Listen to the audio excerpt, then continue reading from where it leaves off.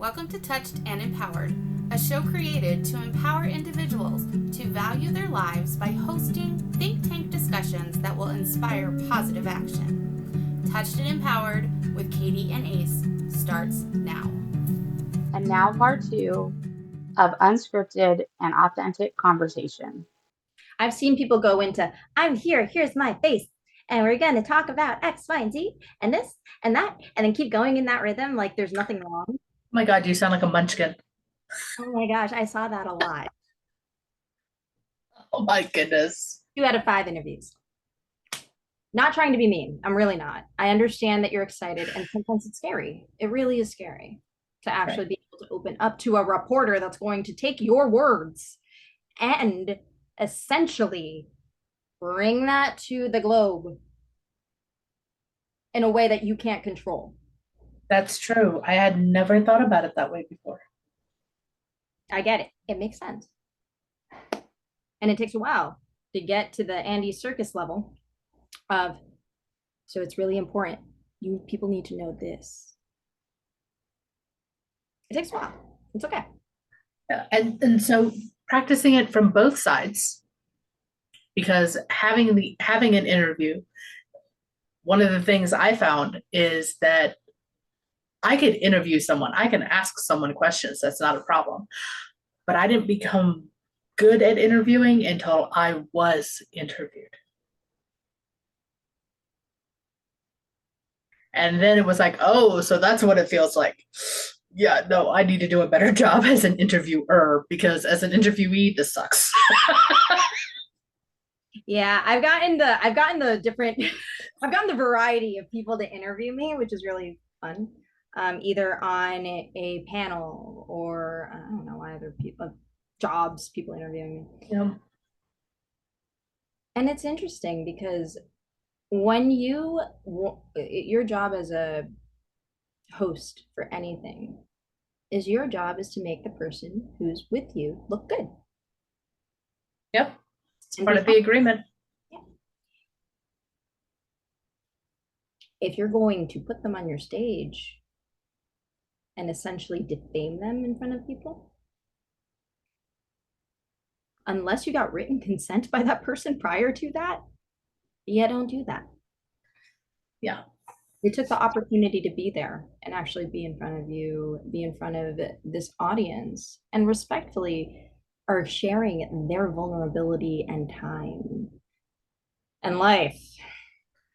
And on the flip side, if you are interviewing someone and they are not following the rules that you have set place as the interviewer, as the host, as the person, hosting the podcast, the summit, the event, whatever, feel free to nip that conversation in the bud. Yes. My favorite interview that I've ever seen on a social media bit, I don't know what was going on. I don't actually know which country it was in, but this woman was giving an interview. Woman. Okay. Right? Okay.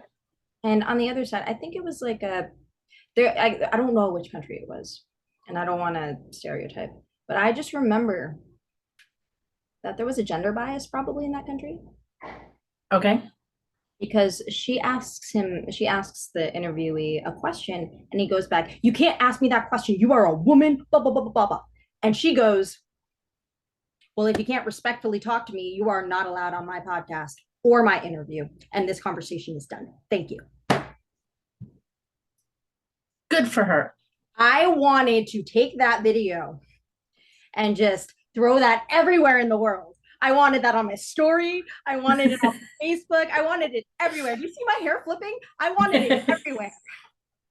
Well, I mean, yes. Thank you. Yes, because, I have heard horror stories of where someone was invited to be on a podcast and they showed up to be on the podcast and the person hosting the podcast did not show up. Didn't respond to text messages, didn't respond to emails. 24 hours later, "Oh, sorry, something came up. Can we reschedule?"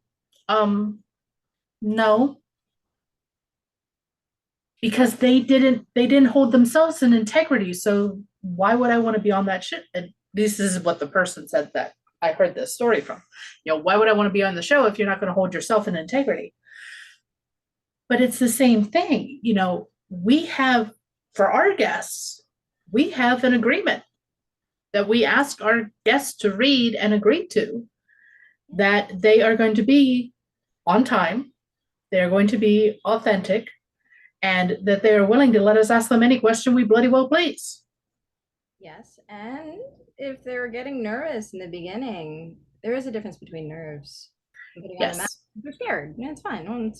And like, it's natural. Like, if I was sitting here with, although I do trust him, if I was sitting here with David Letterman, I'd be really nervous. I'm not gonna lie. Yeah, I would be nervous. But nobody can actually deliver an interview like David Letterman.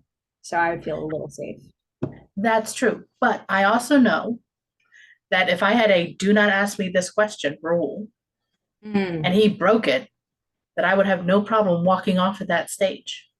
That is fair. I have made that mistake before. I actually have. And I remember doing it. And I felt awful. And I had to apologize to the person. Right. And, sometimes it is an absolute honest mistake. Sometimes it is someone just trying to dig for a better story. So again, respecting both sides of the conversation, if you are the host and there is a topic that should not come up, and you agree, don't bring it up. We agreed not to bring it up. Yeah, we agree that we're not going to bring it up. Because for the longest time, my son asked me not to mention him in my interviews. Sorry. I'm like, okay. I said, I won't say your name. Can I say I have a son? He's like, yeah, you can say I have a son. Yeah, if you say my name, it's okay. Just don't share anything about me that I don't want you to share. Okay, so I'm going to share. His name is Austin. He was born on Halloween. That's cool, Dave. It's there. I know that there are things in my son's life that he doesn't want me to share with the rest of the world, just like there are things in my life personally that I don't want shared with the rest of the world. And it's just holding that integrity in the conversation with who you're talking with, whether it be in an actual interview or whether it just be in a conversation between you and that person over a cup of coffee. If you know something is off limits, leave it alone. Yeah. That's why I don't say the person, like whoever I was seeing, right? Mm-hmm. That's why I don't say their name. Yeah. Also, just for protective purposes. I don't know when these episodes are going to be out. I don't know if we're going to still be together by the time these episodes are out. What I do know, though, is they were a part of my life, and the circumstances and the situations that I responded in, that's where my accountability is. And that's where the privacy stays. True. Versus Austin's always going to be a part of my life. He has no choice because I said so. And I'm the mom. And I'm always right. And yes, Austin, I will retract that statement because I know I am not always right. But again, because of a previous conversation I had with Austin, I know that it's okay that I joke about stuff like that. That it's not going to bother him any.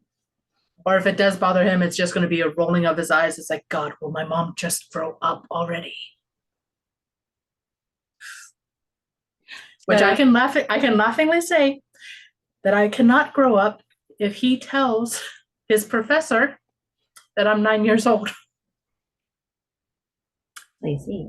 Rules right there. If you're taking a foreign language and you tell your professor that your mom is only 9 years old, that means I don't have to grow up. Yes, that was part of one of his exams in college. And yes, I will tease him about that forever because I can. Bravo. And look, I just gave you all the information about my sisters. Well, no, I didn't. I didn't say a lot of things about my sisters. You gave a very generic overview of life with your sisters. And there were a lot of things that you omitted, such as names, which is perfectly fine because we don't know if it's okay for us to share that information. My sisters are okay with me saying their names. There are some things my sisters are perfectly okay with me saying. There are other things my sisters are going to be like, Katie, shut the F up. So here's something that I want to actually impart also, as well, as we're about to close this segment of our interview. Podcast episode, whatever. Podcast episode, interview, advice, right? So I didn't mention a lot about my sisters. Did I mention things that were honest? Yes. Yes. Very honest. Did I make them look good? Yes. Yes. Did I still sustain honesty about them? Yes. Regardless if they did something good, bad. Same thing with my father. Good, bad, mom. Good, bad, right? Doesn't matter. I'm still sharing and not omitting their human nature, the good or the bad. Which that is something that I will strive to be better at, because heaven knows that I have said some unkind things about. No, hey, look, you're going to be honest about it. You're going to be honest about it. I love my family. So, and I accept them for who they are, and I accept our past for what has happened. And I've come to a good healing place where I can talk about it that way, right? Right. Not everyone does, and that's fine. True. The one thing that's important is like, you're not like defaming somebody. If you do that, that's actually a legal suit. Like on public broadcast there. Okay. And part of, never mind. I'm not going to say it. It's not worth me saying it. I even omitted, like, I didn't tell you which job it was, right? Right. And honestly, I've had maybe 50. So good luck. Oh my God. Which one it is. How many? I don't even think I've had 10 jobs in my life. I'm counting my temp jobs. Even temporary jobs. I don't think I've had more than 10. But then again, different lives. Yeah. And the thing is that it's not a comparison. It's just an observation at this point, because the only person I have to compete with is myself. Exactly. And this is why I love doing podcasts with her. I don't have to worry about that stuff. We get to just mutually enjoy the space and collaborate and have two completely different perspectives. It's so great. You have no idea. And sometimes two completely different conversations, and that's okay too. That's and it's funny. That's where it's great. And I'm so grateful for you, Katie. I'm just gonna say that. Just because, like, all right, so she'll say something and I'm like, but on this side of the word, that's not what is that? We're dignity is Oh my gosh, our whole conversation about the word dignity. The beauty of conversation on a whole, whether it be interviews, whether it be scripted, whether it be not scripted, whether it be just a cup of coffee or friends having a podcast. The beauty of conversation is that words bring images to our minds. And for those of us who grew up a certain way or grew up in a certain culture, words mean one thing that means something totally different to somebody else. Mm-hmm. So being able to talk about, well, this is what I see when I hear the word dignity, versus this is what you see when you hear the word dignity. Well, let's look it up and see what the definition is and see if either one of us is on the right track. So then that way we can have clearer communication and better understand what we're trying to express. Because words are just a way to express, just like music, just like poetry, just like singing, and any other creative thing out there in the entire world. We want to be able to express what we're thinking and what we're feeling. Exactly. And I love that you're saying that, because interviews are the same way. When you're interviewing and asking questions, it's a conversation. It is nice when the interviewer still like is conversing and allowing even the interviewee to ask you questions. I think when somebody flips it on their head on me, oh yeah, Ooh, I like this. This is fun. That's a challenge. But It- another thing. It keeps it interesting. It keeps it on their toes. Because you don't want to have a conversation with somebody who's just going to be here. Yeah, and I'm going to share something really quickly. I love the idea of the two different perspectives. All right. Last episode, we talked about taboo conversation. Yes, we did. Do you know one of the biggest taboo conversations is relationship status?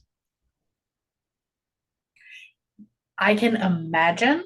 And the only reason I can say imagine is because I've kind of been in the same relationship for 23, 40 years. So for me, relationship status doesn't mean anything. It is. No, yeah. No, it's still, even if you're about to, even questioning the marriage, questioning the, you know what I mean? Those are still relationship questions. True. Yeah. And those are apparently really hard. I remember I was getting cold feet. Getting cold feet? Before even committing to a partner. And on a subconscious level, I kept doing things that would pressure the person into a relationship. Because I wanted to see if they really wanted it. And in real honesty, I wanted to see if I wanted it. Right. Right. So I would pressure and I'd be like, oh, you sure you want it? Are you sure? I'm okay if you say no. It's all right. Don't worry, honey. Oh. I am like being taken back to high school times where it was all about whether or not you had a boyfriend or a girlfriend. I remember those times. I remember. I was trying to hard. I'm not going to say who this is, but I had one particular boyfriend in high school. We were not boyfriend girlfriend. We just said we were so people would shut up and leave us alone.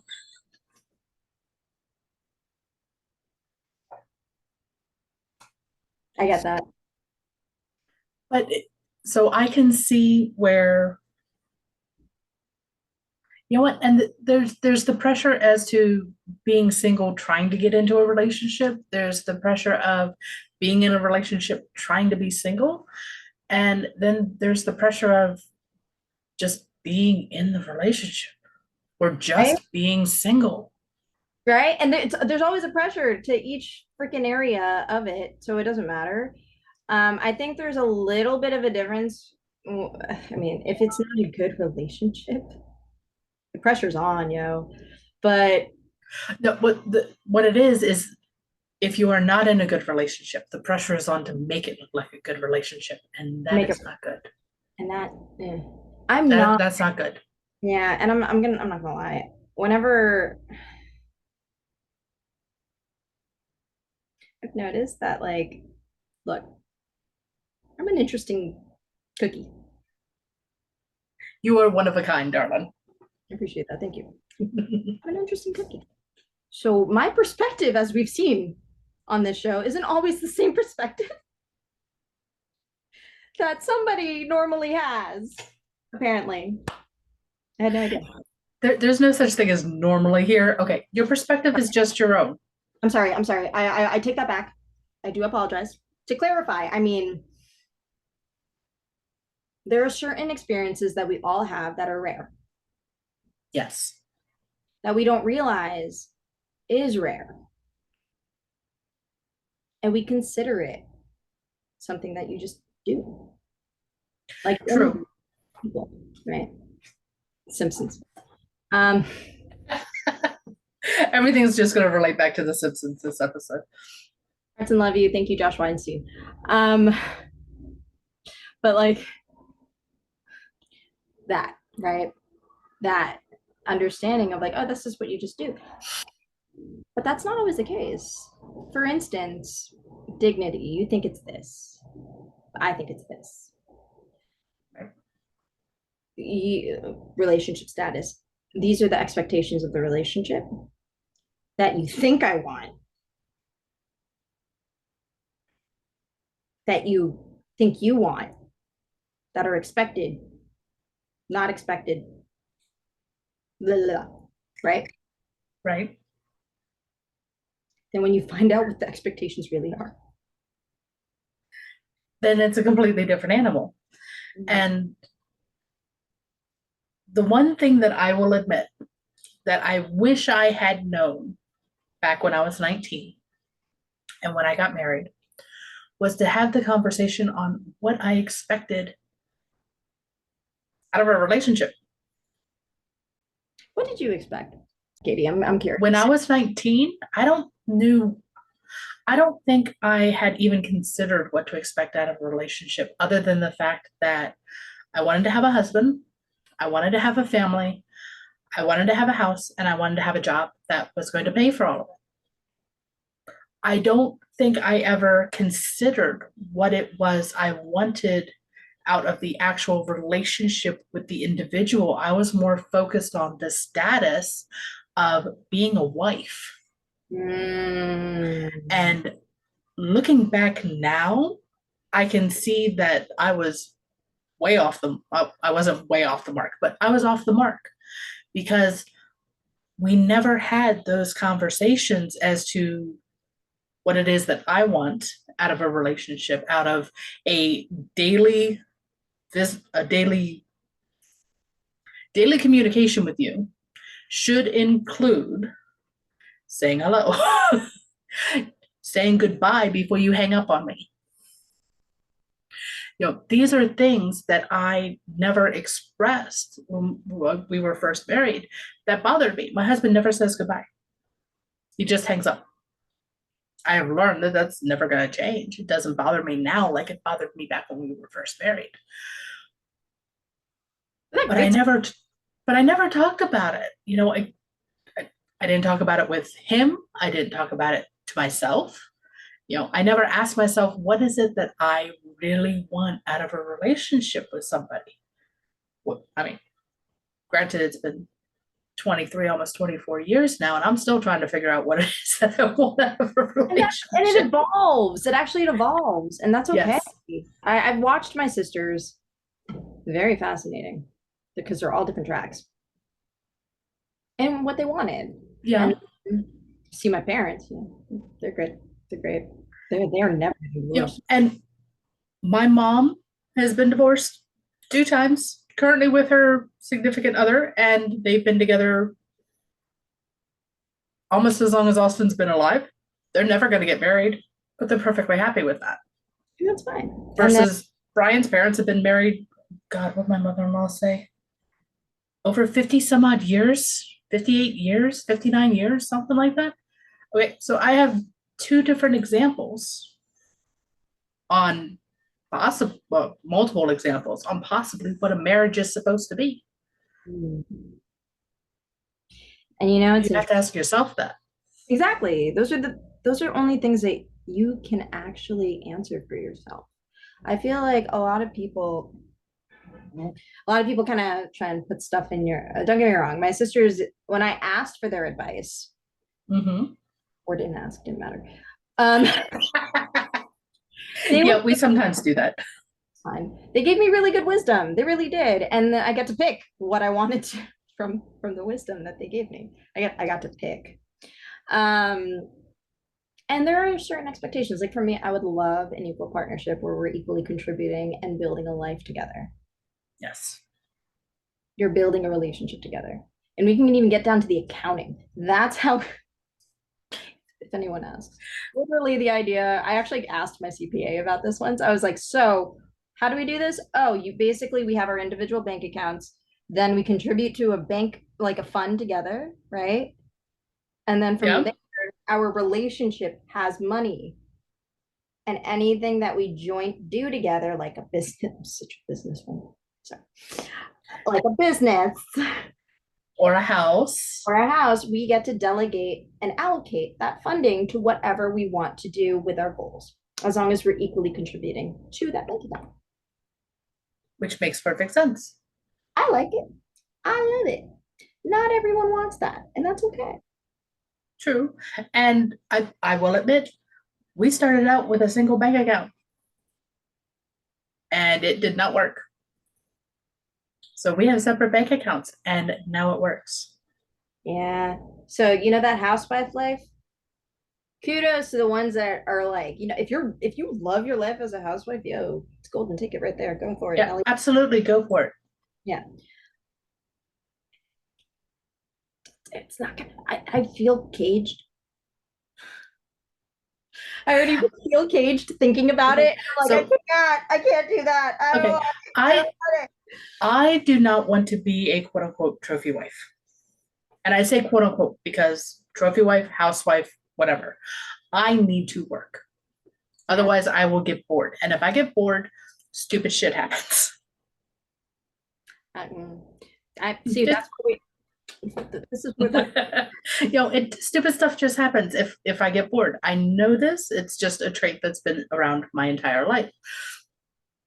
However, I would like to have a vacation where I don't have to work, where I don't have any responsibilities, and where I can be 100% pampered. Put me up on a pedestal for a week, send me back to work when we get home. I'm good with that. Okay. See,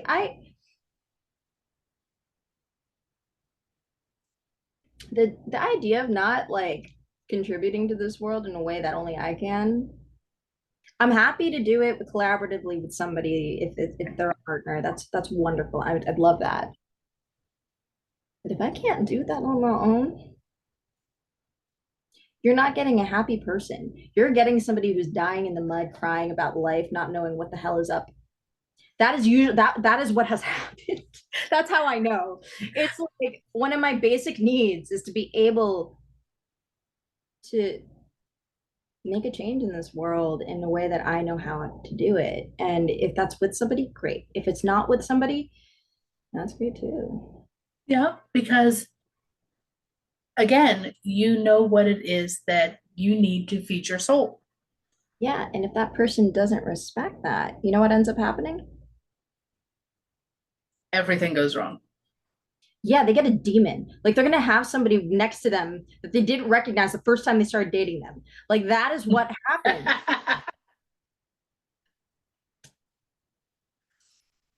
What I do know is this. It all falls back on communication and being open and honest with yourself first. Yeah. Makes it easier to have the conversations when you're doing interviews, when you're being interviewed, when you're having that coffee chat, when you're chatting with your friend on a podcast, or you're talking to your significant other. Yeah. And if you have to also express your needs. Like, yeah, I know that I need emotional fulfillment in a relationship. Recently discovered, by the way. Yeah, new discovery. I, for example, found out that I, never thought I'd want to be pampered. But the idea of someone taking care of me and me having zero responsibilities for a short period of time sounds really nice. Yeah, good massage, man. Just give me this little window of time where I don't have to adult. I don't have any responsibilities. Just give me this little period, reset my batteries. Okay, I'm good. Now I can go back to work. Yeah, and home should be like that, where you're able to reset your batteries and go back to work. The moment I feel like I come home, if I ever came home to a relationship that I didn't feel that way, if you're coming home and the relationship feels like a second job, I'm not doing it. It's not a healthy relationship. Yeah, and I'm not doing it. So I love how you're like, it's not a healthy relationship. I'm like, it's not even in existence. It's out the window. That is not there. There's no, the standard doesn't even qualify that in my life. There is no pass, go and collect $200. It's just don't.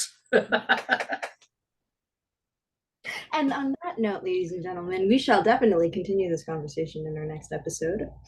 Or it might be a completely different topic. It's whatever the mood strikes us, or whatever you guys send to us, because we do have an open spot on our website where people can submit questions.